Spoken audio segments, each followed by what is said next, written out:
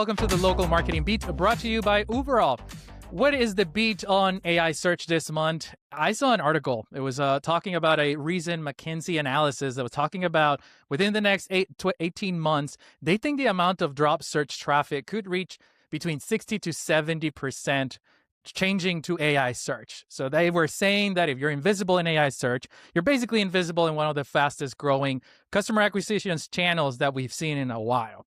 And I wanted to dig deeper into the state of AI search. And for that, happy to bring in a good friend of mine to talk about this, a recent report by Athena called The State of AI Search 2026, David Zeledon, head of growth at AthenaHQ. He's been leading growth for multiple SaaS companies in the last 15 years. Him and I have had countless conversations where we go into these rabbit holes, just talking and geeking out. Hopefully we stay on topic today, my friend. Welcome to the show.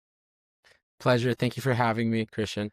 As I was saying, there was this awesome report that Athena published. I had a blast reading it and kind of validating some of my theories. In the data, I saw that it was talking about the average brand was being included in prompts. Again, average was 17%, while the category leaders, like the brands that have much better presence online, they were reaching 56% inclusions in prompts and being recommended what the user was asking. So my question to you, I want to hear from your opinion and your point of your perspective. What are these top brands doing differently to dominate an AI search versus the average brand that is probably not on their top game right now? I think fundamentally what we're seeing is a shift, and that shift is from keywords to answers, right? Yes. It's an intent, and it's a big one, and it's an intent and contextual one. And the top brands that are winning have had, two things really in common. One is they've taken content as a strategic approach, and they leverage it across different channels and surfaces. And in relation to that, right, those top brands that are pushing, great content frameworks across social, their website, PR, comms, right, user-led community groups. Now, AI systems are trying to gather those ingredients from all of those surfaces, and then they actually create the brand's lexicon, their universe from these touch points, from these citations, from these mentions.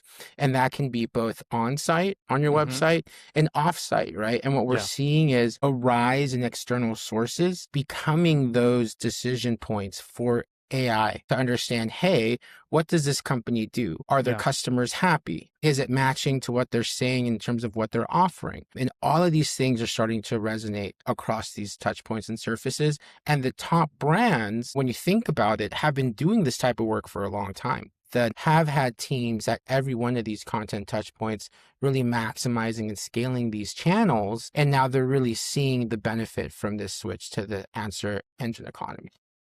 And it's such an interesting shift because years ago we were talking about zero-click on search. Now it's bigger than ever, right? And we're talking about like if in 18 months we're seeing this drop in traffic, on the report, we're already seeing it, right? You saw it in many different verticals in industry. Some of them even losing 50% of traffic from traditional search when customers were searching on AI. So do you think that brands just stop caring about clicks and instead start looking into these new KPIs that are more into the influence of how the customer picks them before a click even happens?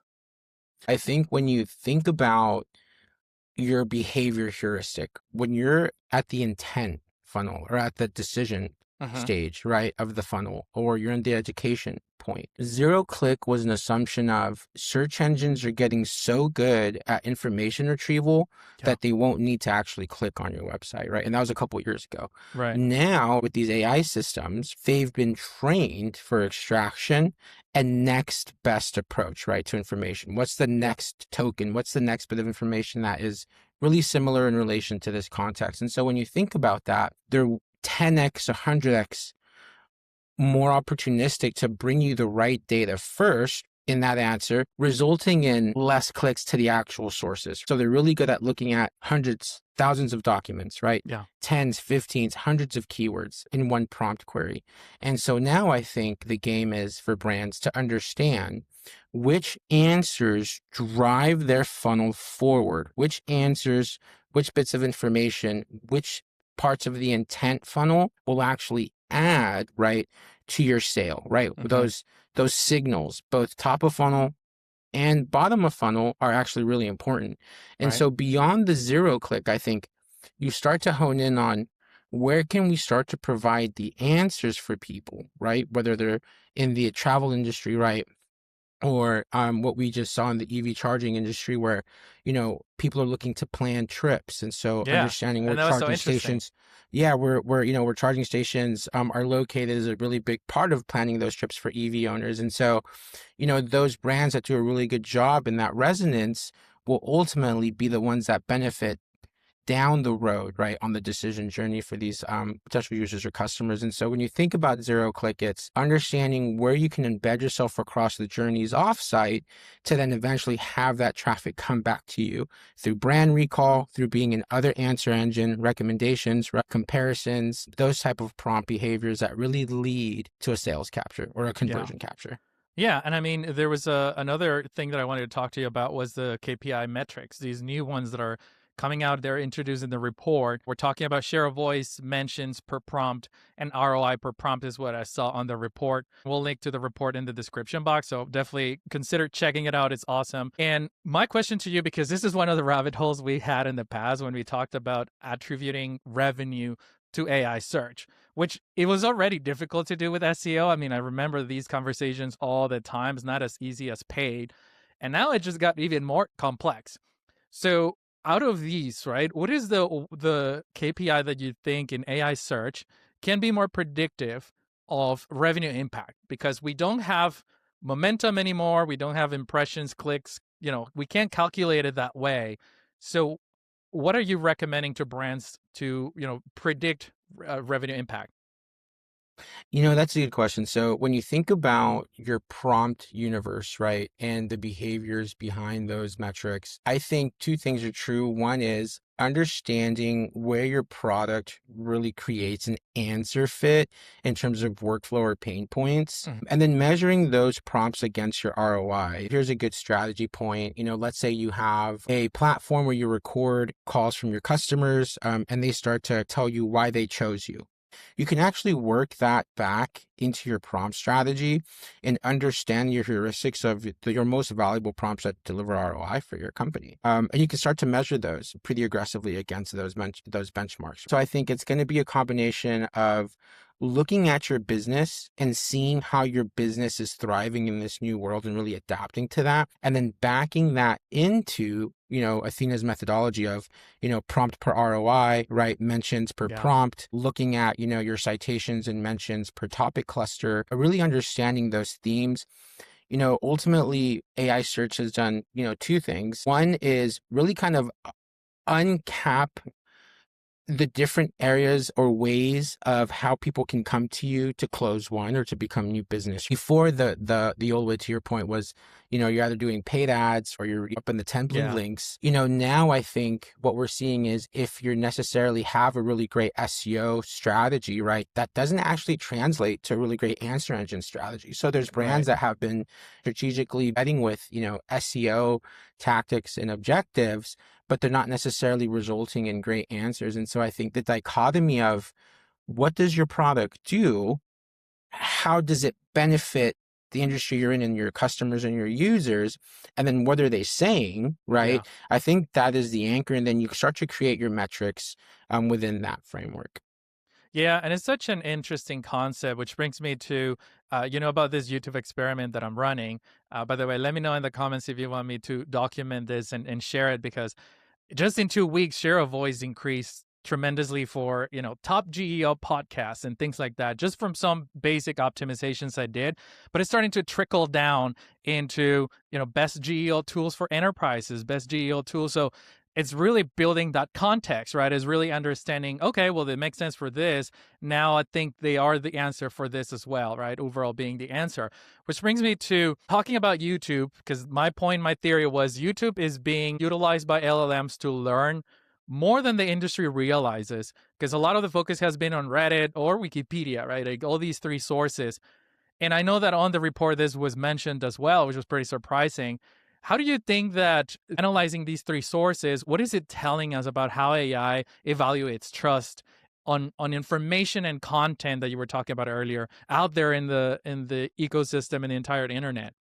I think AI systems are intrinsically trying to understand concepts, topics at a level that goes beyond content. And so, Yeah. they have a really good way, these LLMs, to understand video. And so I think when you combine the power of video and content, it creates this context universe that's really rich. And let me give you an example. We've seen here internally some of our customers in the food and CPG business, those that have really rich descriptors down to aromas, tastes, the vibes that you're setting with your meals, right?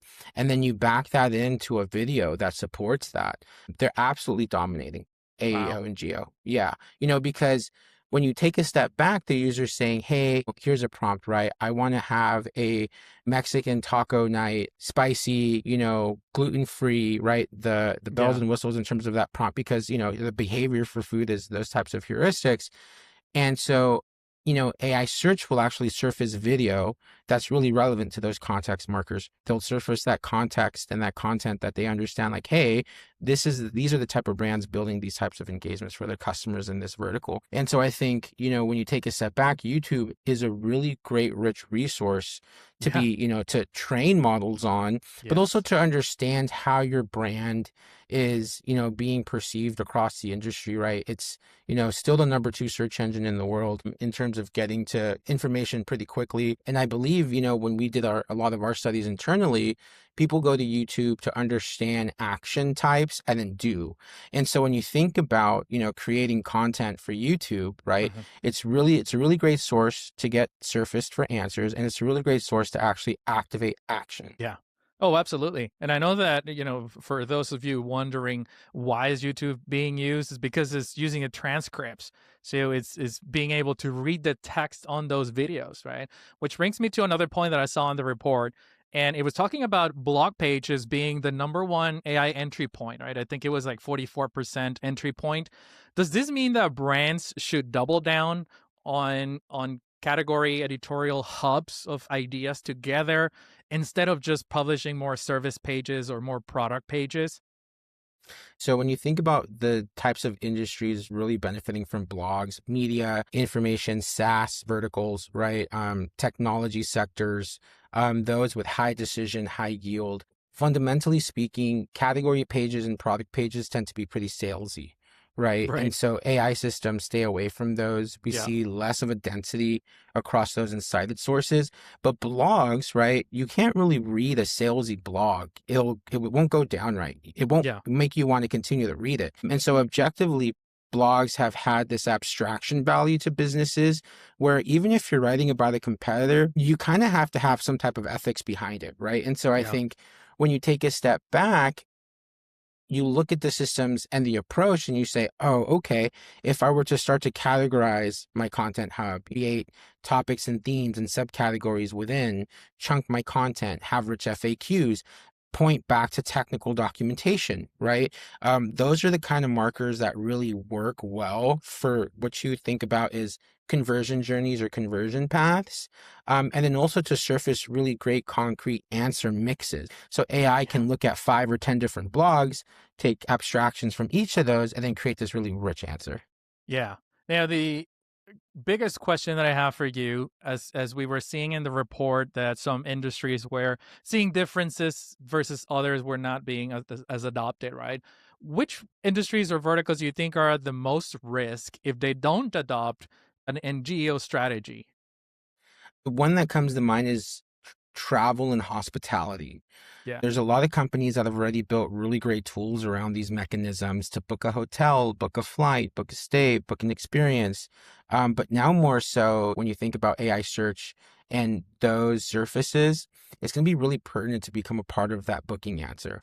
Weekend getaway to Napa is a query, is a prompt that I just did, and I started to do sub prompts under it. And I realized that there was 1 or 2 companies that were really dominating, but when I started to do my deep research, I said, hey, actually the second company dominating wasn't the best one in terms of like offer rates or exposure. And so for us, it's about looking at these industries and talking to them and saying, hey, you run the risk of not being seen anymore, not being found, right? And when you think about brand recall, being in the answer is really powerful because it Yeah. brings a certain component of trust Yes.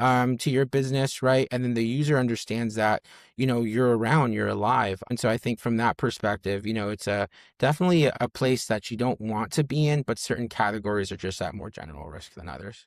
And talking a little bit more into, to wrap this up into an actionable tip or takeaway for this episode, if you were talking to a CMO with a large SEO team, and they're on top of things, but they really are curious into how are you recommending to reallocate budget towards GEO in the next 6 to 12 months. So basically 2026. What's your recommendation nowadays?